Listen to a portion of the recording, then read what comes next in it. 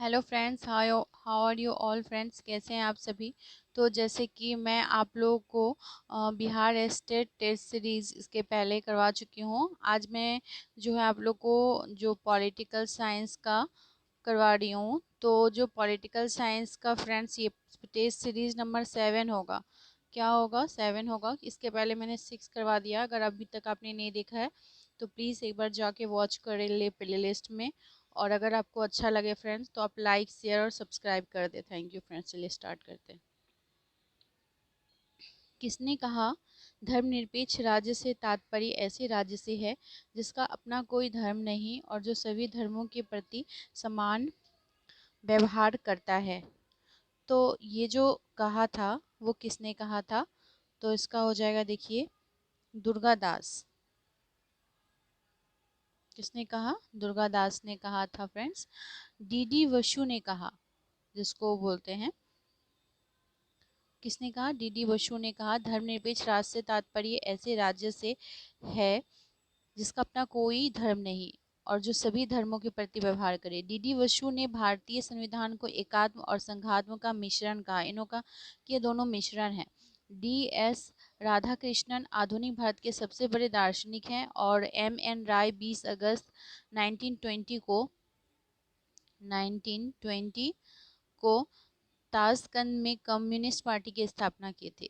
Next question चलते हैं। किसने कहा धर्म से जीवन के विभिन्न कार्यों में संगति आती है और इससे उसको दिशा प्राप्त होती है? फ्रेंड्स, तो ये डॉक्टर एस राधाकृष्णन ने कहा था कि धर्म से जीवन के विभिन्न कार्यों में संगति आती है और इससे उसको दिशा प्राप्त होती है। डॉक्टर एस राधाकृष्णन ने फिलोसफी ऑफ इंडिया एवं द हिंदू रिव्यू पुस्तक रची। इन्होंने दो पुस्तक लिखा है। पहला है द फिलोसफी ऑफ इंडिया, दूसरा है द हिंदू रिव्यू पुस्तक। राधाकृष्णन आयोग जो है 1948 ईस्वी में बनाया गया, जिसके सिफारिश पर यूजीसी की स्थापना 1953 ईस्वी में किया गया। शंकराचार्य ने मायावाद का खंडन किया था फ्रेंड्स। शंकराचार्य ने क्या किया था? मायावाद का खंडन किया था और शंकराचार्य ज्ञान मार्गी थे। नेक्स्ट को देखते हैं। भारतीय संविधान की सबसे बड़ी विशेषता क्या है? धर्मनिरपेक्ष संविधान। सबसे बड़ी संविधान कानून का शासन या मौलिक अधिकार? तो बताइए फ्रेंड्स। सही सोच रहे हैं आप। सबसे बड़ी संविधान है। भारतीय संविधान की सबसे बड़ी विशेषता यह सबसे बड़ी संविधान है, विश्व की सबसे बड़ी है। भारतीय संविधान विश्व की सबसे बड़ी संविधान है। यूएसए की संविधान विश्व की सबसे छोटी किसकी है? यूएसए की। सबसे छोटी संविधान जो है वो यूएसए की है फ्रेंड। भारतीय संविधान में सबसे अधिक भाग भारत शासन अधिनियम 1935 से लिया गया है। नेक्स्ट देखते हैं। संविधान के किस अनुच्छेद में यह वर्णित किया गया है कि यदि व्यक्ति धार्मिक विश्वास और उसके अनुरूप आचरण करने के लिए तथा अपने विचारों को दूसरों के समझ रखने में स्वतंत्र है? तो ये अनुच्छेद किस में है फ्रेंड्स? तो ये है अनुच्छेद 25 में है। किस में है? अनुच्छेद 25 में। भारतीय संविधान के अनुच्छेद 25 में वर्णित है कि प्रत्येक व्यक्ति धार्मिक विश्वास और उसके अनुरूप आचरण करने के लिए और अपने विचारों को दूसरे की समझ रखने में स्वतंत्र है। भारतीय संविधान जो है के चौथी मौलिक अधिकार धार्मिक स्वतंत्रता के अधिकार से है। अनुच्छेद 25 से 28 तक धार्मिक स्वतंत्रता के अधिकार से है और अनुच्छेद 26 जो है में धार्मिक कार्यों के प्रबंधन से है। भारतीय संविधान के किस अनुच्छेद में गो हत्या पर प्रतिबंध लगाया गया है? अनुच्छेद 48 में।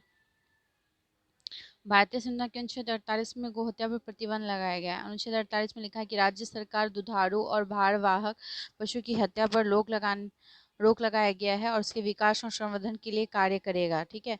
भारतीय संविधान के अनुच्छेद 48 क के अंतर्गत पर्यावरण संरक्षण का उल्लेख किया गया है। किसका? पर्यावरण संरक्षण का, क में। और अनुच्छेद 33 जो है 33 के अनुसार मौलिक अधिकार संबंधी कानून बनाने का अधिकार जो है संसद को है। किसको है? मौलिक अधिकार संबंधी अगर कोई है वो संसद करेगी। नेक्स्ट क्वेश्चन है। शांति की समकालीन चुनौतियां हैं। तो शांति की समकालीन चुनौतियां क्या है फ्रेंड्स? तो इसका इसमें हो देखिए है, पहला है दबंग राष्ट्रों को अपनी संप्रभुता प्रभावपूर्ण प्रदर्शन। ठीक है, आतंकवादियों द्वारा आधुनिक हथियारों और उन्नत तकनीकों का प्रयोग, वैश्विक समुदाय की मूकदर्शिता। तो इनमें से सभी हो जाएगा, क्योंकि देखिए सभी है। मां शांति के समकालीन चुनौतियां क्या है, ये दबंग राष्ट्रों का अपनी संप्रभुता प्रदर्शन, आतंकवादियों द्वारा आधुनिक हथियारों और उन्नत तकनीकों का प्रयोग, और सी वैश्विक समुदाय की है।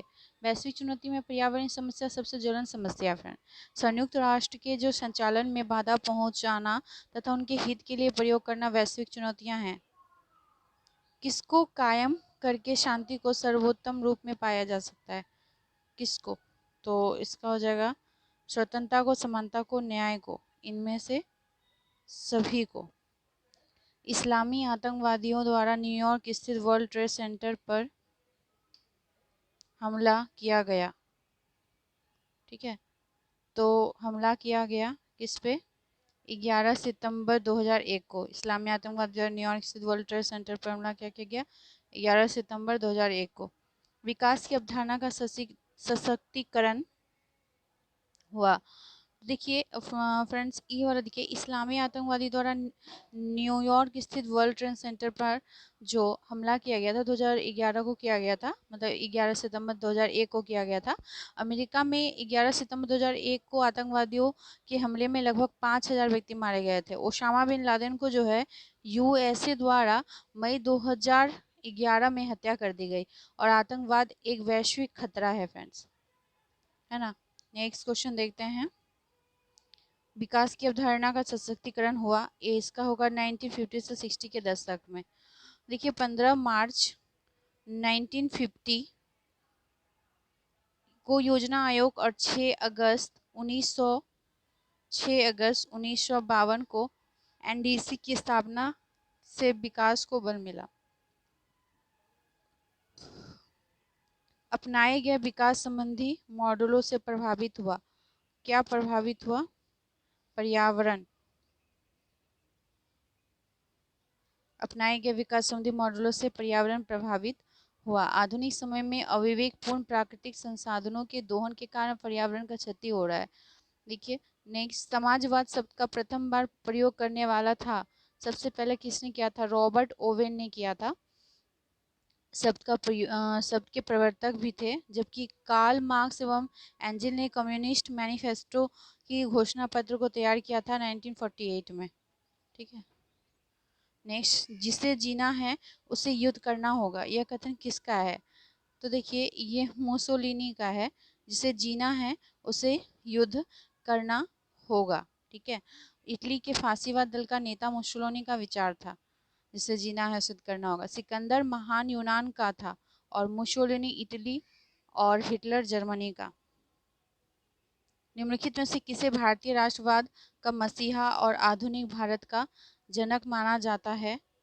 तो देखिए राजा राम मोहन राय को आधुनिक भारत का जनक, राष्ट्रवाद का मसीहा कहा था। इन्होंने अंग्रेजी शिक्षा को बढ़ावा देने के लिए कार्य किया, और उपनिषद के आधार पर इन्होंने तर्क को प्रधानता दी थी।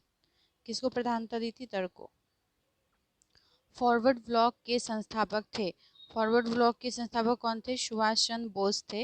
1939 ईस्वी में सुभाष चंद्र बोस ने कांग्रेस अध्यक्ष एवं पार्टी के त्यागपत्र देकर फॉरवर्ड ब्लॉक की स्थापना की थी। इन्होंने 1939 में की थी फ्रेंड। ठीक, निम्नलिखित में से उनके बढ़ते काल क्रमानुसार व्यवस्थित कीजिए। संसदीय कानून, अधिकार याचिका, मैग्ना कार्टा और अधिकार पत्र। तो देखिए इसको जब सजाएंगे तो बोल रहा है कि क्या सबसे पहले होगा, तो इसका ए हो जाएगा, यानी उनके बढ़ते सबसे पहले हो जाएगा मैग्ना कार्टा, अधिकार याचिका। ठीक है, उसके बाद हो जाएगा अधिकार पत्र और संसदीय कानून।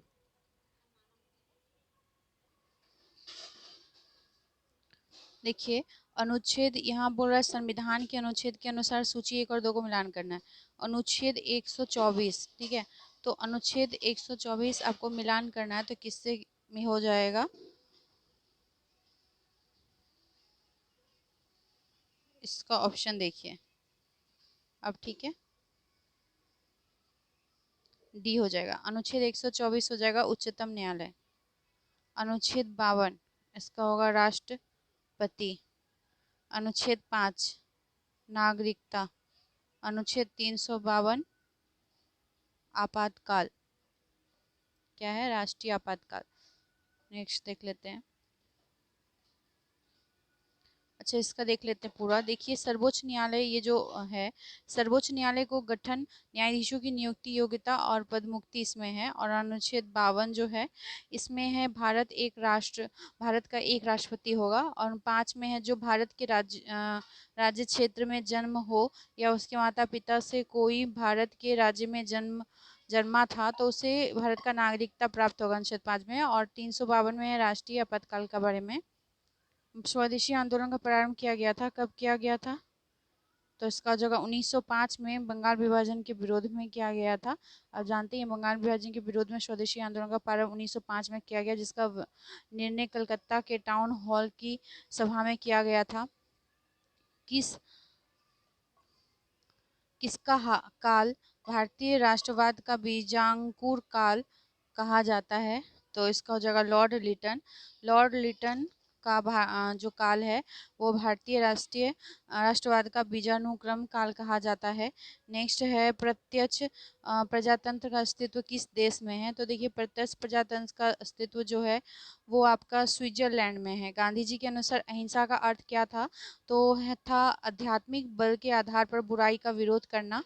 सोवियत संघ का 15 स्वतंत्र गणतंत्रों में विघटन कब हुआ था? तो देखिए, इसका विघटन जो है 1991 में विघटन के साथ साम्यवाद का भी पतन हो गया था। द स्टेट एंड रिवॉल्यूशन नामक पुस्तक किसने लिखी? तो देखिए, इसका सी हो जाएगा लेनिन ने। 1917 में। कब लिखा था? 1917 में बोल्शेविक क्रांति का नेतृत्व करते हुए रूस के जार शासन का अंत कर वहां का शासन बना व्लादिमीर एलियथ नामक लेनिन ने सर्वहारा वर्ग का समर्पित द स्टेट एंड रिवॉल्यूशन नामक पुस्तक लिखा था। लेनिन के पश्चात रूस का अगला राष्ट्रपति स्टालिन बना था। तो फ्रेंड्स, इसका देखिए बी हो जाएगा। बोल रहा है प्लेटो। ठीक है, तो प्लेटो दार्शनिक राजा। रॉलस हो जाएगा निष्पक्षता के रूप में न्याय। बेंथम हो जाएगा उपयोगितावाद। और मार्क्स हो जाएगा अतिरेक मूल्य। ठीक है, प्लेटो यूनान का दार्शनिक था और उसने दार्शनिक राजा की कल्पना की। रॉल्स का विचार था कि राजा निष्पक्ष और न्यायप्रिय हो। वेंथर्स का विचार था कि राजा जनता की आवश्यकता और संसाधन को उपयोगिता के आधार पर विभाजित करे। और मार्क्स ने अतिरेक मूल्य को शोषण का आधार बनाया था। ठीक, नेक्स्ट क्वेश्चन देखिए 124 का। 124 का हो जाएगा डी, वित्त आयोग। ठीक है, तो वित्त आयोग अनुच्छेद 228। वित्तीय आपातकालीन स्थिति अनुच्छेद 360। राज्यसभा अनुच्छेद 312। और संवैधानिक संशोधन अनुच्छेद 368 हो जाएगा। ठीक है, नेक्स्ट देखिए, भारत में नागरिक सेवा की भर्ती किसकी सिफारिश पर आधारित है? तो ये जो है लॉर्ड मैकाले के सिफारिश पर नागरिक सेवा की भर्ती की जाने के लिए प्रतियोगिता परीक्षा को प्रारंभ किया गया। नागरिक सेवा का प्रारंभ लॉर्ड कॉर्नवालिस के काल में प्रारंभ हुआ था। तो फ्रेंड्स, उम्मीद करती हूँ आज का सेशन आपको अच्छा लगा होगा। Friends, thank you watching for my video. Friends, अगर आपको थोड़ा भी अच्छा लगा तो पहले लाइक कर दीजिए, और अगर आपने अभी तक सब्सक्राइब नहीं किया तो सब्सक्राइब एंड शेयर कर दे फ्रेंड। उम्मीद करती हूँ कि आपका प्रिपरेशन अच्छा चल रहा होगा। तो थैंक यू फ्रेंड्स।